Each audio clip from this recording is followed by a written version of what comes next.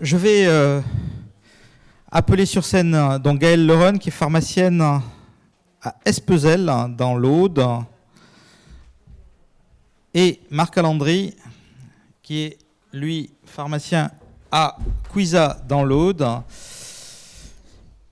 et grand druide de l'association de pharmacie rurale. Non, c'est pas ton titre exact, d'ailleurs. C'est... Commandeur, voilà. Voilà, qui est responsable de l'association de pharmacie rurale. On va commencer l'entretien. Alors, l'objectif de cet entretien est double. Nous sommes, je le filme. On va essayer de faire un montage. J'espère avoir des relations interactives avec la salle, puisqu'on est là sur une séance de travail autour d'un cas d'école qui peut permettre de donner des pistes et de donner des idées à la fédération dans le cadre de la prochaine négociation conventionnelle. En fait, il faut qu'on traite et qu'on arrive à traiter deux sujets. Le premier sujet, c'est comment arriver à avoir une vie professionnelle dans un territoire rural avec une économie suffisamment performante pour exercer l'ensemble des missions de la pharmacie d'officine. On va essayer de traiter l'ensemble des cas, la délivrance du médicament, la problématique de stock et les cas particuliers de rupture sur les médicaments, mais également les problématiques économiques liées au fait qu'il n'y a plus de médecins sur le territoire parfois, ou des difficultés encore accrues d'avoir des équipes officinales, mais également surtout l'économie de cette officine-là, donc l'exercice, voilà. Et le deuxième point, c'est moi, je voudrais commencer, et c'est pour ça que j'ai demandé aux étudiants d'être là aujourd'hui. Ils sont mobilisés, ils sont là tous, et c'est vraiment super. J'aimerais qu'on craque cette année un cahier des charges d'un jeune qui veut s'installer en milieu rural, en fait. Je voudrais qu'on arrive à définir quel est le cahier des charges que souhaite d'une vie, en fait, ou d'un moment ou d'un temps qu'un jeune veut pour s'installer en milieu rural ou pour travailler en milieu rural. Donc voilà, donc du coup, tu vas nous expliquer, Gaëlle, en fait, quelle est... voilà. Qui ne repartent pas avec du négatif. Voilà. Donc, en fait, est-ce que... pour présenter... tu vas peut-être présenter après ta pharmacie. Peut-être, Marc, tu connais bien également ce territoire du plateau de Sceaux. Est-ce que tu peux présenter le plateau de Sceaux Oui, absolument. Donc le plateau de Sceaux, c'est le prolongement ultime de la haute vallée de l'Aude qui va poétiquement déboulonner sur les Pyrénées. C'est un plateau donc avec énormément de bourgs, d'agriculteurs. Tu m'arrêtes si je me trompe, de personnes âgées. Donc c'est quand même un bassin de population à la fois âgée, mais qui sont aussi d'une certaine autonomie. C'est une patientèle touchante, intéressante, et qui a besoin d'énormément de soins, de conseils, qui consulte rarement Internet. Donc ça, c'est déjà une grande chance pour nos amis étudiants. Vous n'aurez pas la réflexion, oui, mais sur Internet, non, ça n'existe pas. Mais on a Internet, je précise. Oui, on n'a pas la fibre, mais on a un peu d'Internet, de l'Internet. Bien, bon, voilà. Et donc, la problématique, évidemment, est médicale, le plus souvent. Non, mais pas que. Depuis 2018, je défends le terme de pharmacie de premier recours. Je crois qu'avec l'accord de notre cher président, on va peut-être parler même maintenant de pharmacie de labellisée et pharmacie de premier secours. C'est dans un futur, ça va s'étudier aussi également dans les possibilités d'attirer les jeunes étudiants qui sont motivés. Et en ce qui me concerne, j'ai pas grand-chose d'autre à dire, si ce n'est que Gaëlle est face à une problématique complexe, puisqu'elle est de cette région, elle aime ses patients, et rien n'est mis en place pour faciliter son travail. Alors on y vient. Donc, plateau de Sceaux, donc prolongement de la haute vallée de l'Aude. Combien de villages? Une dizaine de villages à peu près. Une dizaine de villages, voilà. 1400 habitants. Et toi, et à Espezel, la ville où tu exerces, 200 habitants. Oui, moins Voilà. de 200. Ouais. Moins de 200 habitants. C'était un peu plus avec le tourisme. Donc, mais sinon, moins donc, de 200. Ouais. On Et parle de historiquement, une pharmacie qui a toujours été là, qui est un point central sur cette zone géographique. Voilà.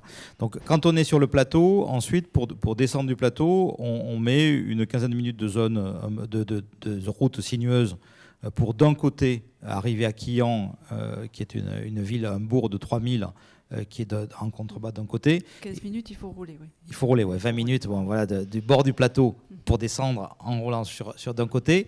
Et ensuite, de l'autre côté du plateau, pareil, 15 à 20 minutes pour descendre à Axes-et-Thermes. Une bonne demi-heure. Une bonne demi-heure, voilà. Une bonne demi-heure pour... Je roule vite, mais déjà demi-heure, c'est bien sans la neige. Voilà. Sans Je les vais vous conditions mettre climatiques. d'accord. Une intervention de sapeur-pompier pour chez vous, ça dure environ 70 minutes. Oui, je sais. Voilà, donc on a intérêt à monter bien équipé. Donc voilà, donc ça vous dire, donc c'est un plateau qui est vraiment un phalanstère. C'est-à-dire c'est un truc qui vient en autonomie depuis des lustres, hein, et voilà. Donc ça après voilà, donc la qualité de vie, donc après c'est génial parce qu'après on fait du sport, on fait tout. Après, ce qui fait peur, voilà, la qualité de vie, on l'a. C'est sûr que si vous êtes ultra citadin, vous ne viendrez jamais vous installer sur le plateau de Sceaux. Après, les arguments, nous, des fois, qu'on nous avance, c'est qu'il n'y a rien, qu'il n'y a pas de boutique, qu'il n'y a pas tout ça. En fait, ça manque pas. On n'est pas loin non plus, on n'est pas perdu au fin fond du monde. Comme dit Philippe, on n'est pas très loin de petites villes, on va dire à demi-heure. Après, on a une qualité de vie qui est quand même... ce que j'apprécie, moi, voilà, je ne me verrai pas travailler dans des grandes villes, ça c'est une évidence. Je reste attachée à mon métier en rural, parce que comme disait Marc aussi, on s'attache aux gens, on a des liens qui ne sont pas que ceux d'un pharmacien classique, je pense.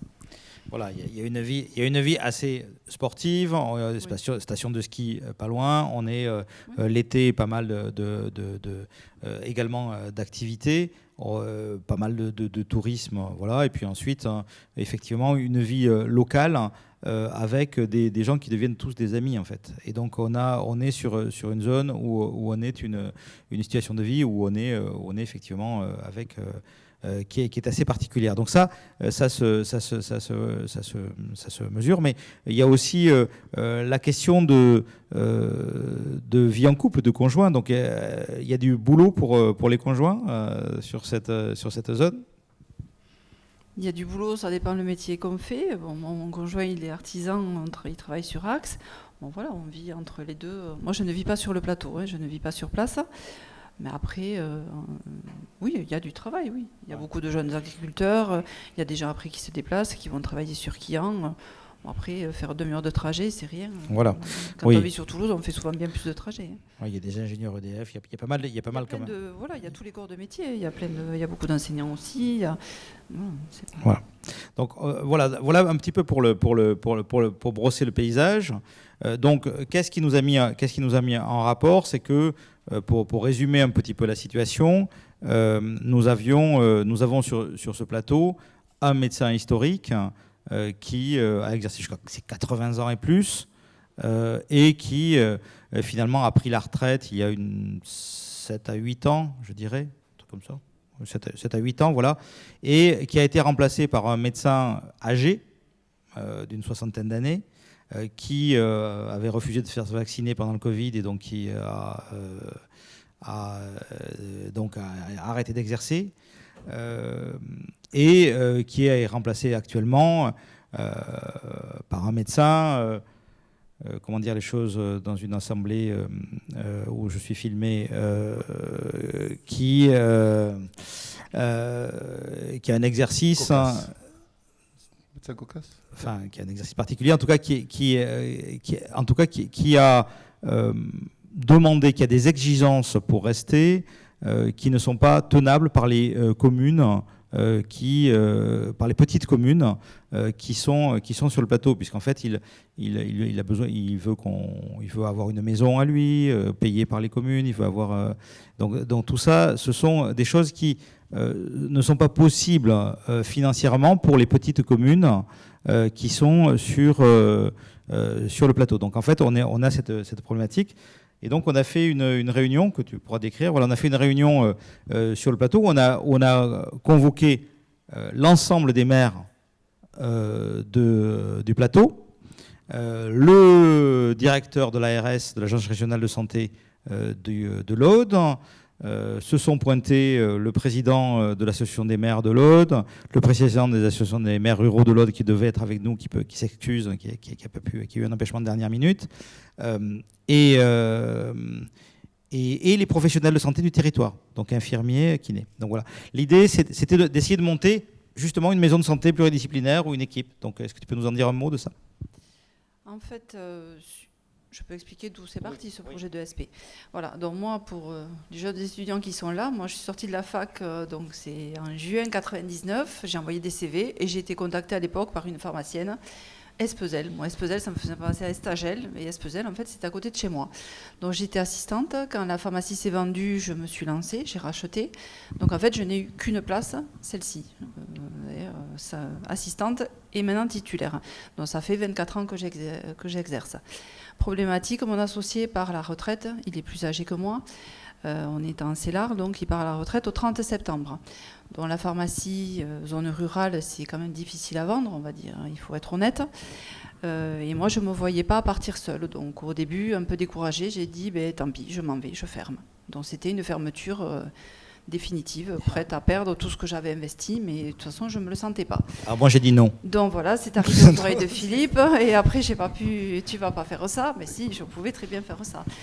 Et puis après, finalement, mais je ne l'ai pas fait. Donc de là est parti ce projet de SP, parce que Espezel, là où je travaille, il y a la problématique de la ruralité. On cumule quand même plusieurs problèmes. Donc la ruralité, pour moi, c'est pas un problème, mais bon, le manque d'attrait de certains de jeunes pour s'installer sur le plateau de Sceaux, des médecins, Marc a dit cocasse, moi je dirais des médecins qui sont des mercenaires de la santé, donc des gens qui sont là uniquement pour de l'argent, tout simplement. Et donc, une situation, en fait, cette situation, il fallait qu'on y arrive. Moi, ça fait des années, puisque ça fait 24 ans que j'y travaille, ça fait des années que je disais, attention, quand le médecin pilier va partir, on va se retrouver dans une problématique où on va avoir un souci au niveau de la santé. Bon, les maires m'écoutaient plus ou moins, et puis finalement, j'ai dit, le mur, à un moment donné, on va le prendre. Et le mur, on l'a pris. Cette année, on l'a pris, voilà. C'est vraiment, là on a dit on attend quoi? On attend qu'il n'y ait plus rien. Alors ils n'osaient pas non plus trop s'engager les maires puisqu'il y avait un médecin. Il est là, enfin pas tout le temps, il n'est pas tout le temps là. Donc quand Philippe m'a dit tu peux pas arrêter, on va se lancer, il faut créer un projet. Donc de là est né le projet de SP. Donc j'ai dit moi je veux bien rester, mais il faut... Équipe de soins primaires. Pour pas aboutir de suite à une MSP parce que ça aurait été voué à l'échec, vouloir grossir trop vite, c'était pas possible. Donc le projet de SP a été mis en place. Le médecin que nous avons actuellement, qui est peut-être sur le départ, accepte pour l'instant d'être le médecin référent, parce qu'il nous faut un référent. Est-ce que ce projet aboutira ou pas? Je ne sais pas. Je veux juste me dire que si un jour j'arrête, je veux pouvoir dire aux gens, j'ai essayé, on a essayé un projet de SP, on a essayé de monter ce projet de MSP, ça a marché, ou j'espère bien que ça marchera, qu'on arrivera à trouver un autre médecin. Donc c'est dans ce but-là qu'on a créé cette ESP. Donc moi je me suis engagée à rester.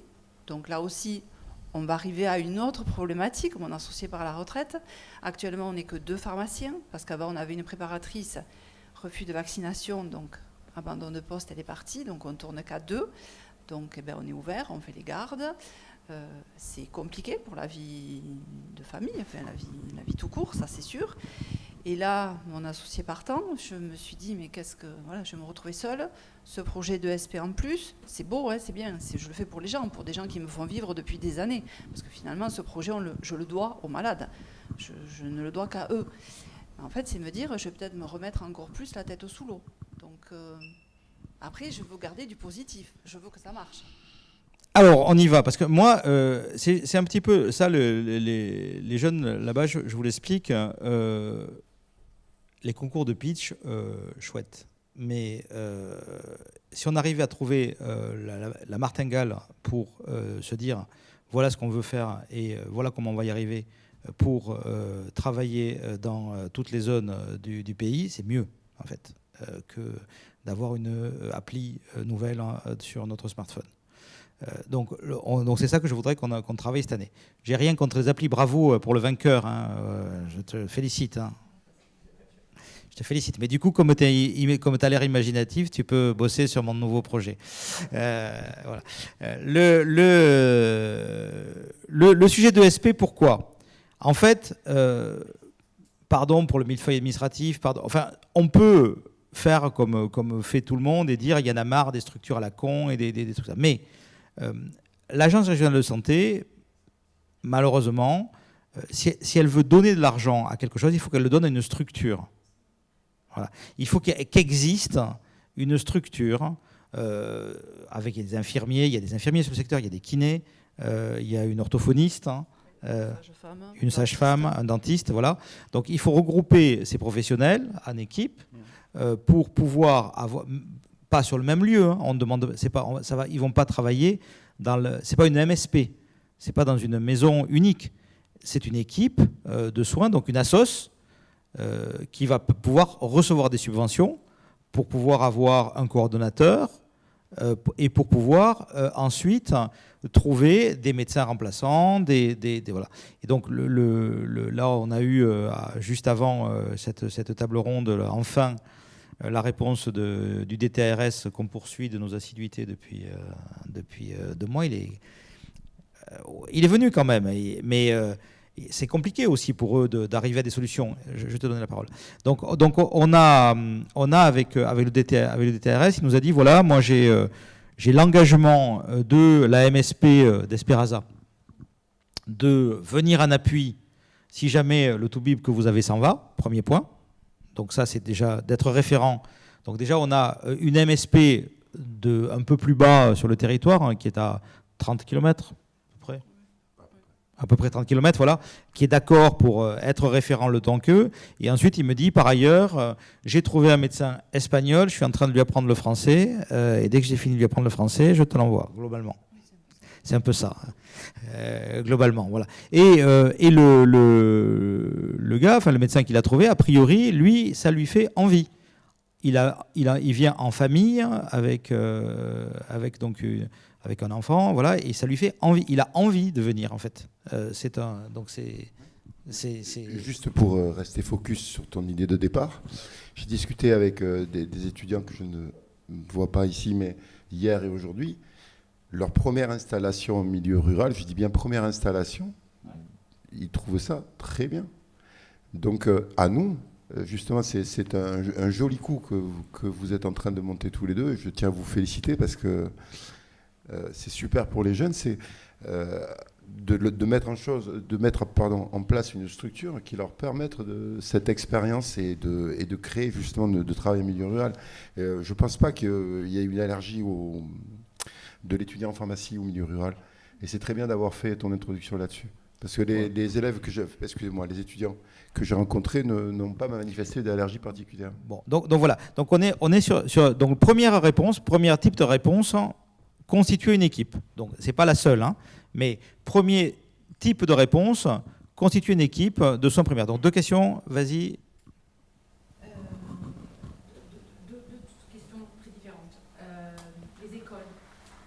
C'est comment les écoles dans votre secteur Il y a une école primaire au moins dans la ville ou Il y a un regroupement pédagogique avec plusieurs écoles. Et après, le collège est à Quillan. Donc le bus il y a le bus. Moi, j'ai vécu pendant quelques années sur le plateau de Sceaux, lors de mon divorce justement, avec mes enfants qui étaient petits. Mon fils était tout petit. Je n'ai jamais eu de soucis. J'avais une nounou, voilà. J'ai jamais manqué un jour dans mon officine. Ma fille prenait le bus, il y avait un ramassage scolaire, il tournait entre 3 groupes scolaires. Je n'ai jamais eu de soucis par rapport à ça. Voilà.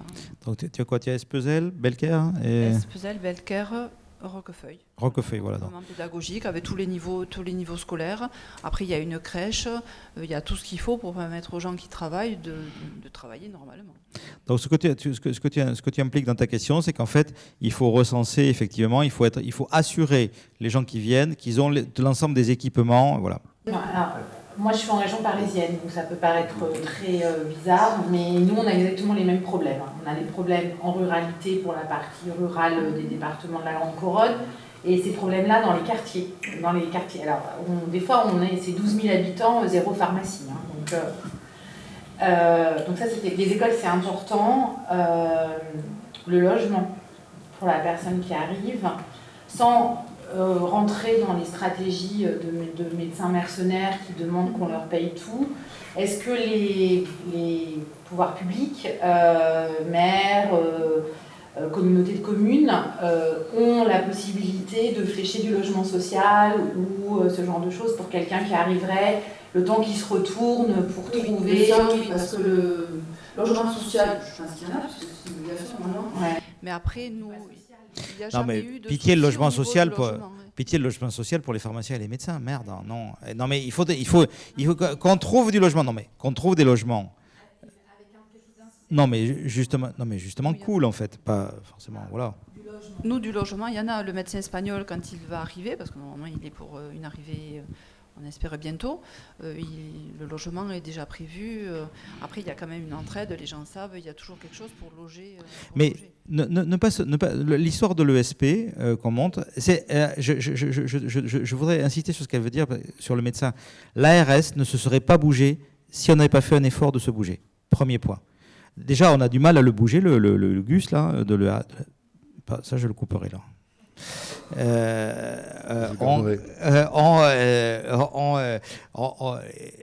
Il n'aurait pas fait cet effort si on n'avait pas fait un effort préalable. Voilà. Et ta dernière, et puis ensuite je passe à madame. C'est pourquoi, alors ça c'est presque pour que je comprenne, pourquoi ESP versus CPTS La CPTS existe. La CPTS existe, mais ce n'est pas la CPTS. Si elle avait existé et qu'elle était en fonctionnement, ils auraient pu nous aider. Parce qu'elle n'aurait pas pu faire le dispositif, mais elle aurait pu nous aider en ce sens qu'elle aurait pu nous appuyer. Donc, mais là, elle était juste en fonctionnement. Et par rapport à la MSP c'est une CISA. La MSP, c'est une société. Donc on n'allait pas mettre ils ne se connaissent pas suffisamment pour l'instant pour mettre des billes ensemble pour monter une société.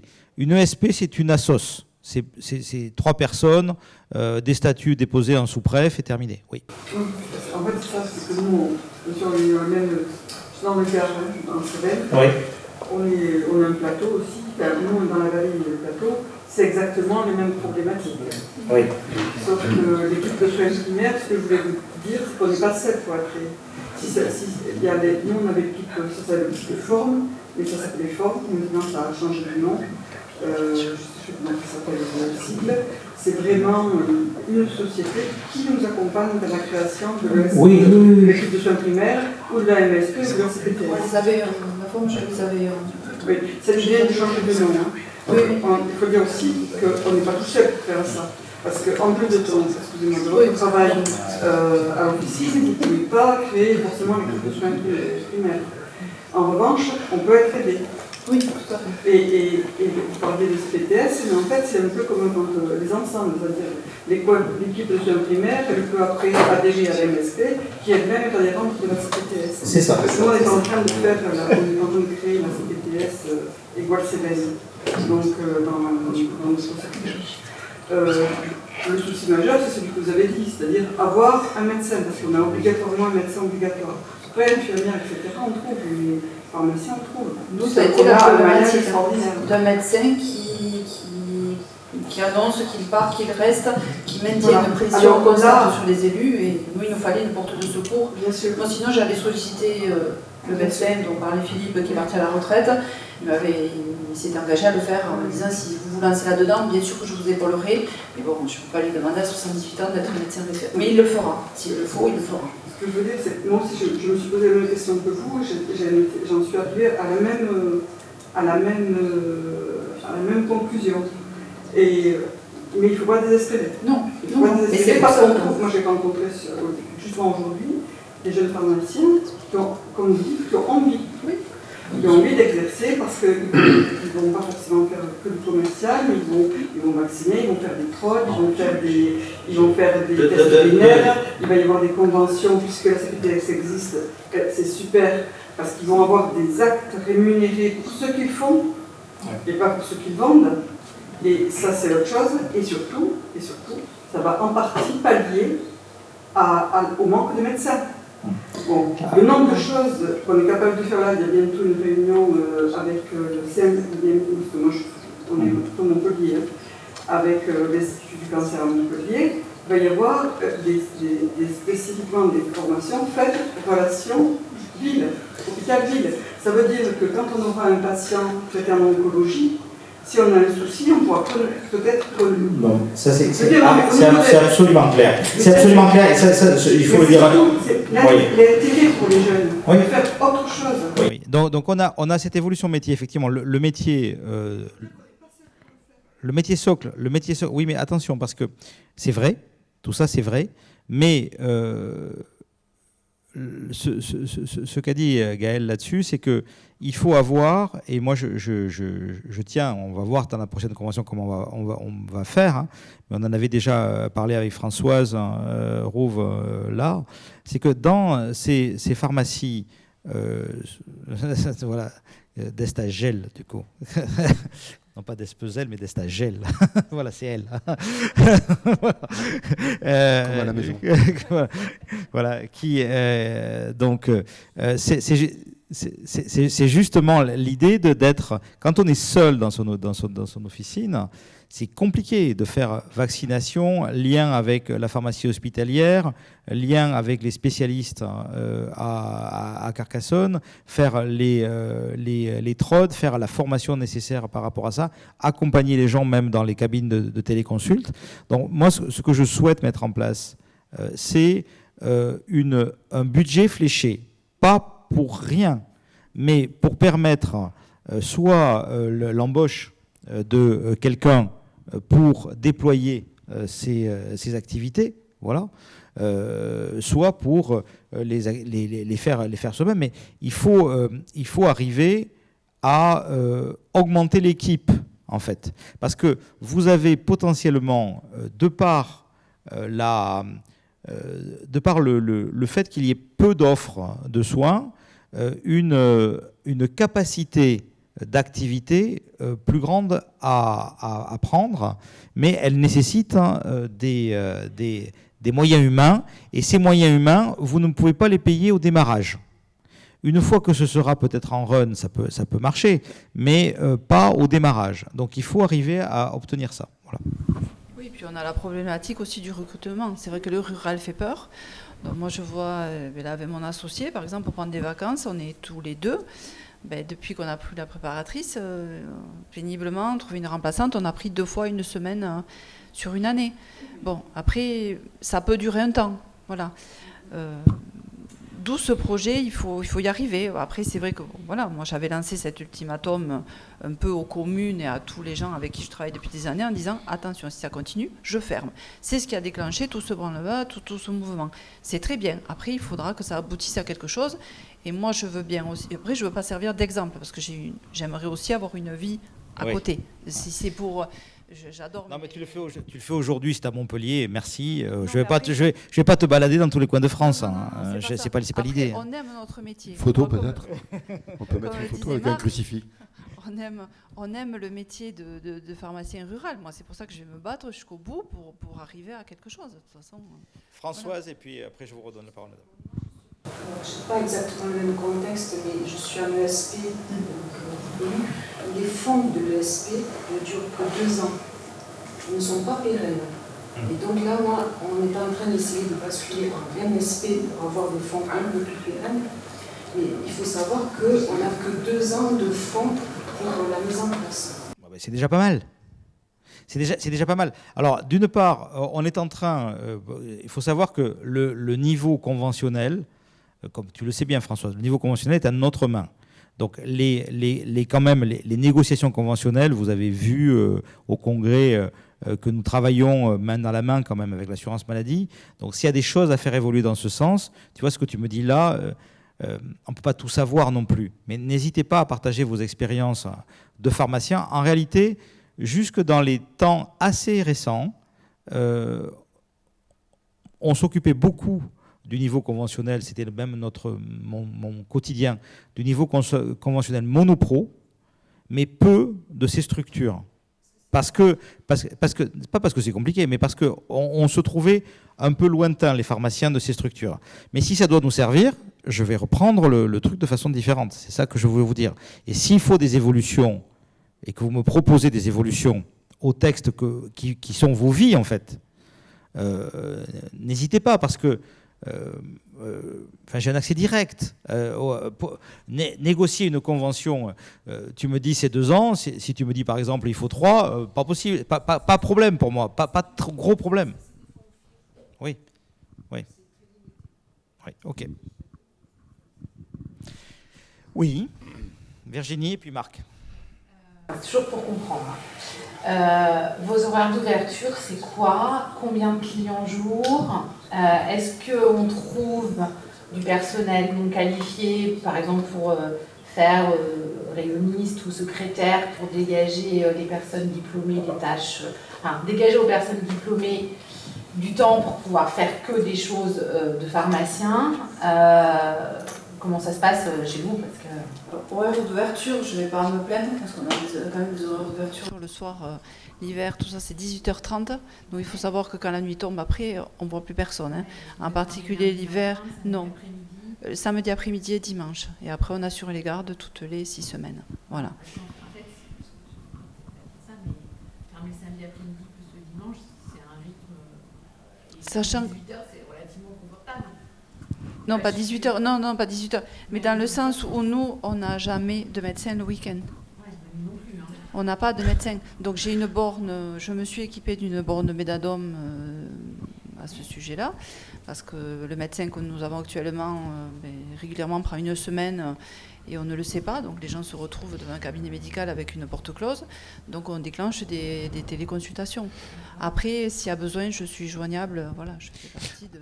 Alors sur un point là-dessus, attends, Virginie, 2 secondes, Marc, après, sur ça, pour répondre complètement à ta question, et c'est vrai que la mode des pharmacies, depuis... moi, j'ai connu, je me suis installé en 93.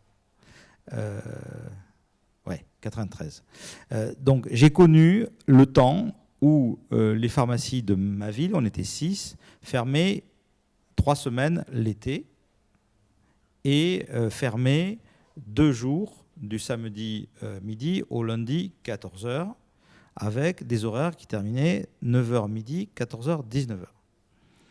La concurrence interne au réseau, qui a culminé, je dirais, dans les années 2010 à peu près, a amené dans ma ville le fait de faire que, bien sûr, il n'y a plus de vacances du tout pour personne. On est ouvert 365 jours par an, sans fermeture. Les horaires, c'est 8h, midi et demi, 14h, 20h. Et on ouvre le lundi matin depuis là. Donc, c'est du suicide. C'est du suicide, en fait. Parce qu'on n'a rien fait.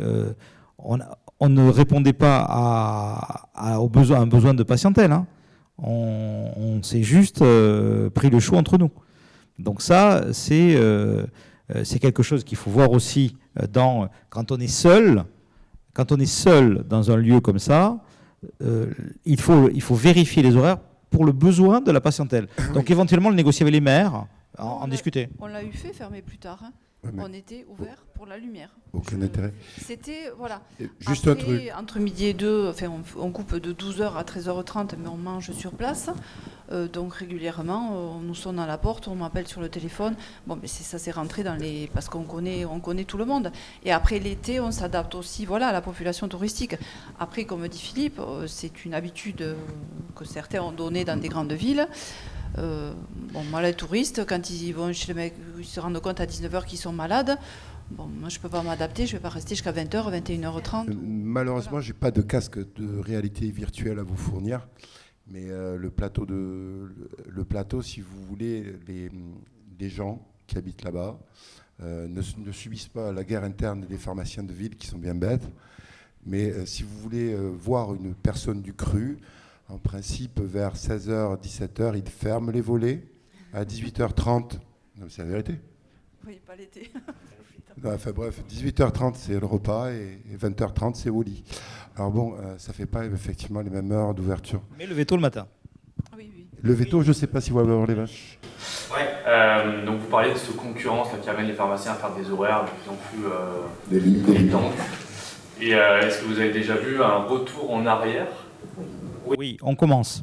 On commence à le voir. On commence à le voir en fait par nécessité. En fait, on redevient intelligent parce que comme on n'a plus de personnel, d'équipe, en fait, les pharmaciens, moi je vois des pharmaciens de village, ils n'arrivent pas à trouver de remplaçants. Et donc, ils disent, comme ils veulent partir en vacances, ils ferment. Et ils disent, mais en fait, c'est possible. En fait, ça ne change rien. Parce qu'en fait, ça ne change absolument rien. Et donc, on revoit depuis 2 ans, en fait, des horaires d'ouverture qui repartent un petit peu à la baisse et des fermetures d'officines pendant 3 semaines ou 15 jours. On prévient la patientèle. Les patients chroniques viennent, on vérifie que le service de garde est assuré dans la zone et ça va nickel chrome, en fait. Donc, le sujet de l'amélioration de la qualité de vie en officine est un sujet collectif. Et donc je réponds à ta question, tu me dis est-ce que ça revient en arrière? Oui, actuellement. Après de fermer 3 semaines en termes de chiffre d'affaires, ça ne change rien. Ah ouais. Oui, Christophe. Bon, moi je suis en région parisienne, quartier HLM, je suis seul pharmacien avec une préparatrice. On se rapproche quand même de ce cas-là. Quand le confinement Covid est arrivé, pour des raisons de santé, parce que je suis un jeune perdreau de l'année, j'ai fermé le lundi matin. Avant, j'étais un jour sur 2, journée continue jusqu'à 20h. Donc en fait, j'ai pris en permanence ce qu'on appelle les horaires vacances scolaires, fermé le lundi matin, fermé entre 12h30 et 15h, et l'autre fermé à 20h, j'ai fermé à 19h30. À la fin du confinement, j'ai gardé les mêmes horaires. Je n'ai pas perdu un iota de chiffre d'affaires, au contraire, j'ai l'impression, pas l'impression, j'augmente mon chiffre d'affaires. Pourquoi? Parce que peut-être je suis plus disponible, plus à l'écoute, parce que en meilleure forme, tout simplement, et je n'ai aucun problème. Les gens s'adaptent. Les gens s'adaptent. Et je ferme depuis 31 ans, 3 semaines, l'été. Quand je me suis installé il y a 31 ans, en 92, un an avant toi, première année, les emprunts, pas de fermeture. J'ai fermé 1 semaine, la deuxième année, 2 semaines la troisième, 3 semaines la quatrième. Le chiffre d'affaires juillet-août n'a pas changé. Et en fait, les gens s'adaptent parce que, pourquoi? Pharmacie quartier, pharmacie rurale, c'est quoi? C'est 90% de chronique. Oui. Les gens s'adaptent sur les 3 semaines qu'on prend pour faire. Nous, on a une population estivale quand même. Heureusement, on a du tourisme vert pas mal. Justement, les gens qui fuient les bords de mer, qui viennent à la montagne. Donc, je ne me sentirais pas de fermer, parce que nous, là, par contre, ça ne serait pas possible. Voilà. Ouais, c'est local. Vraiment, localement, l'été, c'est vrai qu'on travaille juillet-août, on a beaucoup de monde. Virginie, mais vous êtes peut-être... Ouais. Donc moi, je suis dans une ville de 22 000 habitants, 5 pharmacies. Je fermais à 20h, je ferme à 19h30 depuis le mois de janvier. Ça fait 10 ans qu'au mois d'août, je ferme le lundi matin, je ferme à 18h le samedi après-midi. On ferme de 12h à 15h le midi. On passe de 68h50 à 41h d'ouverture. Ça ne change rien, ça n'a jamais rien changé en 10 ans au chiffre d'affaires. Donc quand je vous ai posé la question, c'était parce que pour un jeune, quand vous lui dites « je suis fermé le lundi matin, je suis fermé le samedi après-midi, je termine à 18h30 tous les soirs, j'ai une semaine de garde toutes les 6 semaines », c'est pas un rythme de travail.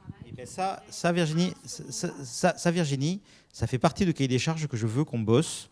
Ça fait partie du cahier des charges. Donc, Marie-Hélène. Oui, alors moi je suis en rural, mais pas trop la même situation, mais j'ai remarqué que la pause déjeuner quand même c'est un frein pour l'équipe. Quand on a du personnel, les 2 heures de coupure entre midi et 2, quand on a des gens qui viennent, qui prennent leur voiture et qui font quand même pas mal de kilomètres pour venir à la pharmacie, c'est quand même un peu gênant. Donc moi je suis toujours fermée de 12h30 jusqu'à 14h30, mais pour 2 préparatrices, une semaine sur 2, elles rembauchent à 14h, c'est-à-dire avant l'ouverture de la pharmacie. Commence à ranger les commandes, voilà. Et ça permet de grouper les heures, donc c'est une adaptation quand même à prévoir pour maintenir le personnel qui... Ok, non, pardon, merci pour les expériences personnelles des uns et des autres. Donc on comprend, on va noter, on va noter que l'adaptation des horaires de travail à la qualité de vie des équipes et du titulaire est un point important. Est-ce que il y a des questions? Oui, Virginie. C'était un commentaire. C'est une proposition. Enfin, c'est une proposition. Donc, vous avez dit qu'il y avait une CPTS. Est-ce que vous avez vu avec les médecins de la CPTS, généralistes ou spécialistes, s'il serait OK de monter des opérations de télé-expertise? Alors, attends. La CPTS, elle balbutie. Ça fait 3 jours qu'on a eu l'accord. Ça fait 3 jours qu'on a eu l'accord. Elle est balbutiante. On n'a rien vu du tout avec personne. Pour l'instant, ça fait 2 ans qu'on est... On s'est juste congratulé, c'est tout. On s'est congratulé, c'est tout. Quand elles fonctionnent, les CPTS, ça devient des opportunités. Parce que là, pour le coup, on est tous les 3 dans la même CPTS. Oui, c'est pour ça, je rigole. Et puis, encore une fois, cette histoire de CPTS, moi, je pense aux prochains pharmaciens qui viendront. Ça sera un atout. Aussi, puisqu'il faut, bien sûr, ça marche. Et puis on se targue, l'État se targue d'avoir un maillage territorial. Philippe a rappelé au début du congrès que le cœur de métier, le gardien des poisons, il fallait qu'on soit d'abord valorisé là-dessus. Moi aussi, j'y tiens, parce que les entretiens, effectivement, tant qu'on n'aura pas le personnel suffisant, c'est un peu utopique.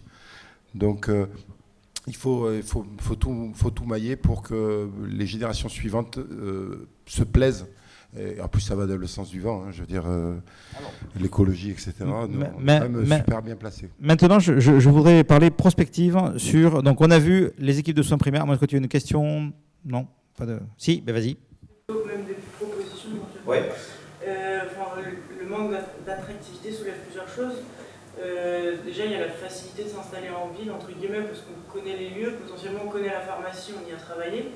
Et aussi le manque de personnel global. Sans pharmacien, ça va être compliqué de remplir des pharmacies. Quelque chose avait été fait pour des médecins en Bretagne, me semble. Le village proposait de payer les études à un étudiant pour qu'ensuite il travaille un minimum de 5 ou 10 ans. Et après, il y a aussi la question des indemnités de transport, là qui rentre dans la R3C. Vous êtes au point. Alors, sur deux ou trois points. Moi, sur les indemnités de transport, bien sûr, et de logement qui sont dans la R3C, je suis à fond derrière depuis un petit moment déjà. Et donc, on va continuer à essayer d'obtenir ça. La réforme du DES, avec les terrains de stage, va quand même répartir un peu plus les gens sur le territoire. Donc ça, il faut quand même qu'on y travaille pour voir comment ça marche. En revanche, je suis très perplexe, mais très perplexe, sur les initiatives locales de mairies, communautés de communes, interco, départements, régions, enfin d'autorités locales, qui se font une guerre à l'échalote sur l'installation. Parce qu'en fait, le budget de la santé est un budget régalien. Le budget de la santé, il est défini par la sécurité sociale, c'est vraiment un patrimoine commun et ça génère une égalité de chance dans le pays. Si cette égalité de chance, elle est...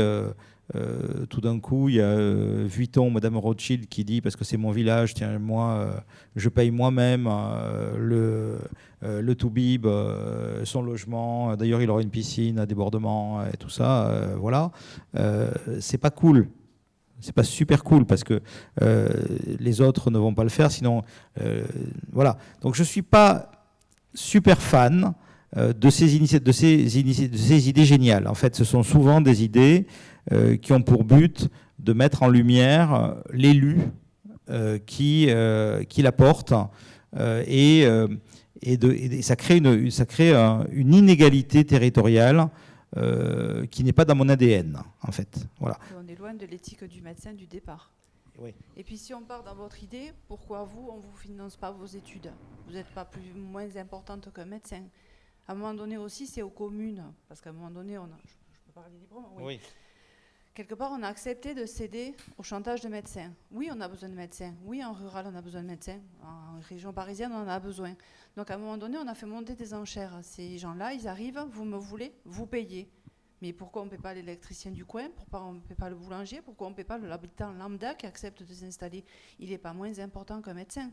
Donc à partir de là, on est rentré dans des endroits où, là, on ne parle même plus, vous êtes loin du compte. Je ne vais pas vous dire qu'on est dans le monde des affaires, mais on est loin des études payées, là. Nous, on parle de loyer, d'Internet, de tout ce qu'on veut, de tout payer, quand à la fin du mois, vous n'avez aucune charge fixe. Oui, on a besoin de médecins, d'accord, mais on n'a pas besoin de mercenaires. Dans beaucoup d'endroits, c'est ça. Donc ça serait aussi, comme dit Philippe, la santé, c'est un devoir régalien. Donc on met à mal des communes, et puis il faudrait que toutes les communes de France soient capables de dire non, on ne financera pas, parce que c'est un devoir.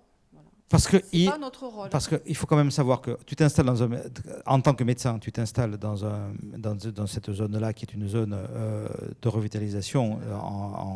Tu as 50 000 € par an d'aide quand tu es médecin. Donc payé par l'État, là pour tous les territoires. Donc en fait, les dispositifs qui sont mis en place d'appui existent. Enfin bref, ça, on peut le mettre en discussion. Moi, je te dis, au départ, cette idée-là, je la fais pas prospérer. En revanche, ce sont des idées nationales que je veux faire prospérer, c'est-à-dire en fait, donc on va aborder 2 points avant de prendre les questions, si vous voulez bien. On va aborder 2 points parce que là, je voudrais avancer sur les propositions avant de voilà. Donc les propositions conventionnelles, nous on en a mis une sur la table. Donc on a étudié diverses modalités d'appui donc national aux territoires en zone fragile. Donc la première question sur les zones fragiles, c'est qu'est-ce que c'est? Alors donc c'est le travail qu'on est en train de mener de zonage. Donc nous, là je vais parler ici pour les gens qui nous écoutent et voilà, de zones en voie de fragilisation. Je vais prendre le parti pris de dire, d'abord, quand on parle de zones fragiles dans l'accès aux médicaments, on parle de zones fragiles pour le patient, pas de pharmacie fragile potentiellement. Mais quand on parle en voie de fragilisation, zone fragile, c'est le patient n'a pas accès aux médicaments. Donc, pour nous, par exemple, si tu es dans les Corbières, tu n'as pas accès aux médicaments. Parce qu'il n'y a pas de pharmacie dans toute la zone, donc tu n'as pas accès aux médicaments. Et c'est pas très grave parce qu'il n'y a pas non plus d'habitants. Il n'y a que des arbres, donc il n'y a pas de problème. Voilà. Sangliers aussi. Donc ça, il n'y a pas de problème. Mais il y a des zones, donc où il y a peu de zones où on n'a pas accès aux médicaments. Des zones fragiles, pour moi, ça existe peu. Par contre, des zones en voie de fragilisation, ça existe. Une zone en voie de fragilisation, c'est une zone, et là, ça rejoint l'économie de l'officine, où la pharmacie peut disparaître dans les années à venir, soit parce qu'elle ne fait plus vivre le professionnel de santé qui est à l'intérieur, soit parce que les conditions de travail de ce professionnel de santé sont devenues tellement difficiles que c'est impossible et qu'il ne peut plus rester, soit parce que il veut partir à la retraite et qu'il n'a pas de repreneur pour prendre sa suite. Donc c'est ça que je voudrais arriver à craquer. Et donc, je voudrais qu'on arrive à définir ces zonages. Alors, ces zonages, de mon point de vue, j'ai donné quelques critères déjà, et c'est ça sur lesquels il faut réfléchir, et donc les ruraux pour y réfléchir. Pour moi, ce sont, premièrement, uniquement c'est des communes qui sont dans une zone fragile. Ce n'est pas des zonages autres que des communes. Et ce sont les communes et les communes rattachées à ces communes où il n'y a qu'une seule officine. Déjà, on parle de 3500 communes. Puisque les autres, si elles sont fragiles, si elles sont en difficulté, elles ont l'opportunité de se regrouper éventuellement pour devenir moins fragiles. Donc, on a déjà donné des solutions à ces pharmacies-là. Donc, les zones, les territoires, ce sont les territoires où il y a une seule commune. Deuxième point, il y a une question de taille critique de l'officine. Je n'ai pas donné de chiffres là-dessus, mais l'assurance maladie a les chiffres et on pourra donc fixer des barèmes en disant jusqu'à tant d'actes par jour, c'est très fragile, de temps à temps c'est fragile, de temps à temps c'est un peu fragile, et que si vous faites 350 actes par jour, bien que vous soyez dans une zone où vous êtes seul, ce n'est pas fragile. Parce qu'il y a des pharmacies qui sont seules au pays et qui ne sont pas fragiles du tout, qui font 5 millions, 6 millions d'euros de chiffre d'affaires. Donc on ne va pas les considérer comme fragiles, on est d'accord. Donc on a cette zonage à faire. Une fois qu'on a défini ce zonage, de mon point de vue, sur les 20 000, on va arriver à 1 millier de pharmacies, entre 500 et 1000 pharmacies, qui sont stratégiquement nécessaires, typiquement la tienne, et économiquement complexes à maintenir à flot dans le contexte économique actuel. Voilà. Donc moi je dis que une fois que le zonage est fait, il faut trouver des solutions. Ces solutions, elles sont potentiellement dans une voie interpro au travers d'une ESP ou d'une MSP, avec des financements directement, non pas aux médecins, mais aussi à la pharmacie, ou bien des financements conventionnels directs. J'ai parlé dans mon propos introductif d'un service d'accès aux soins, Marie-Hélène qui aime bien les services d'accès aux soins, d'un pharmaceutique, en fait, d'une permanence pharmaceutique de jour, qui pourrait être rémunéré de la même façon que la nuit, de l'ordre de 200 €, de 190 € par jour, ce coup-ci. En fait, parce que l'idée, que vous compreniez, l'idée des 190 € de l'astreinte de nuit, c'est fait pour permettre d'avoir un pharmacien disponible la nuit, même s'il n'y a personne. Parce qu'on a besoin d'être sûr que si jamais il y a un besoin, il y a une réponse possible. Et donc, ça s'appelle une indemnité d'astreinte. Donc, il y a une indemnité d'astreinte 2 jours. Donc, ça, c'est une solution qu'on propose. Il y en a d'autres. Il y a la possibilité de prise en charge d'un membre de l'équipe. C'est ce que fait l'assurance maladie avec les médecins qui financent des assistants médicaux. Donc, c'est une autre façon de voir les choses. C'est-à-dire, en fait, vous engagez à prendre un préparateur et l'assurance maladie, ou un temps de pharmacien, et l'assurance maladie paye ce temps de pharmacien ou ce temps de préparateur qui correspond à un temps de travail supplémentaire. Elle va, à mon avis, préférer, parce que ça va lui générer de l'activité supplémentaire. Voilà. Donc ça, je voudrais qu'on réfléchisse 2 minutes sur ça, à la fois sur le zonage et sur les possibilités. Je vous écoute, et puis et éventuellement vous pouvez ensuite nous écrire, nous envoyer des mails si dans les jours à venir il vous vient des idées.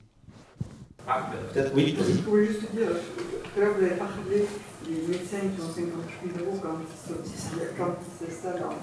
Et par exemple pour les pharmaciens, ce sont des commerces aussi. On est en zone de réhabilitation rurale, on n'a pas d'impôt pendant 8 ans. Oui, il n'y a pas d'impôt sur le revenu. Voilà, mais c'est aussi un intérêt. Ah oui, bien sûr. Nous, on n'en a pas de bénéficier. Mais c'est bien de dire pour le dire. Il faut le dire, et alors justement. C'était avant. Oui, c'était avant. On n'a pas bénéficié. Normalement, jusqu'à présent, c'était que pour une seule entreprise. Parce que nous, on est bénéficié. Mais théoriquement, celui qui reprendrait une pharmacie éventuellement, on ne bénéficierait pas. Et ça, c'est peut-être aussi à discuter avec les impôts. Quand on bénéficie, maintenant, on peut rester. C'est une discussion peut-être à avoir avec les impôts. Parce parce que c'est pas pareil. Oui, ça va être aussi... non, mais notre... Marc, Virginie. Oui, moi simplement je voulais... d'abord je voulais te remercier parce que je n'avais pas pressenti toutes les cordes à l'arc qu'on peut mettre, que ce soit dans le cas de Gaël et dans d'autres pharmacies, puisque moi j'avais calculé à peu près 800 pharmacies qui vont rentrer dans un stade de difficulté, je crois que je ne me trompe pas trop. D'autant que vous avez remarqué que, en zone rurale ou pas d'ailleurs, j'aime pas dire ça, en zone fragile plutôt, vous avez remarqué que les patients sont de plus en plus tournés vers le pharmacien et un peu moins vers le médecin. Vous avez sûrement remarqué qu'on passe 3 fois plus de temps à la pharmacie que chez le médecin, tout simplement parce que chez le médecin c'est 5 minutes, chez nous c'est minimum 15, de manière que leur parle de leur traitement que le médecin a prescrit qu'ils ne connaissaient pas. Donc tout ça, ce sont des activités qui sont rémunérables de fait, en pharmacie rurale comme en pharmacie isolée, puisque les médecins ne sont absents ou mentalement ou physiquement ou les deux. Et ensuite, on va finir avec les gardes, puisque c'est une nouvelle corde qu'on peut utiliser. Sachez que j'ai fait un petit audit auprès de mes amis sapeurs-pompiers de formation. Les plateformes SDIS envoient de plus en plus souvent pour avis aux pharmacies de garde des patients blessés, parfois grièvement. C'est légal, hein, parce que moi je me suis emporté parce que je croyais que c'était pas légal. C'est légal. Donc un jour peut-être, une petite formation comme ça nous ira pas. Ça, vous voyez, c'est un volet de bilan d'orientation que donne le SAMU et que donnent les pompiers avant de prendre une victime. Eh bien, il serait peut-être bien, en honneur à Madame Bachelot, vous pouvez couper au montage, de prendre à bras le corps ce lien ville-hôpital, qu'ils arrêtent de nous prendre pour des abrutis parce qu'on est capable de faire la différence entre un malaise vagal, une crise d'asthme et un arrêt cardiaque, je pense. Enfin, moi, en tout cas, oui.